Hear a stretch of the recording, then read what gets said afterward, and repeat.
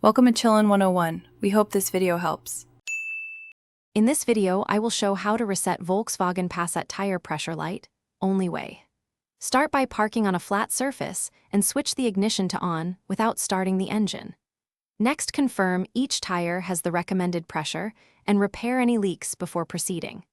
Find the TPMS reset button or navigate the vehicle menu to begin the reset sequence and wait for the dashboard indicator to blink and then go out.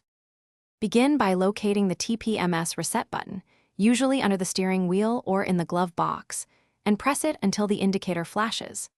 After pressing, start the engine and drive steadily for about 10 minutes at speeds above 30 mph to allow the system to relearn sensor positions. If the warning returns, repeat the reset and inspect sensors or their batteries, since a weak sensor battery can prevent a successful reset. If the light persists, first verify each tire's PSI with a reliable gauge and inflate to the placard recommendation. Check tires for visible damage and repair, or replace any tire with a puncture before trying the reset again. When individual sensors fail repeatedly, consider visiting a professional who can read sensor ID and battery status, because TPMS sensor replacement or a dealer-level relearn tool may be required to fix persistent warnings. Thanks for watching. Consider subscribing if we helped you.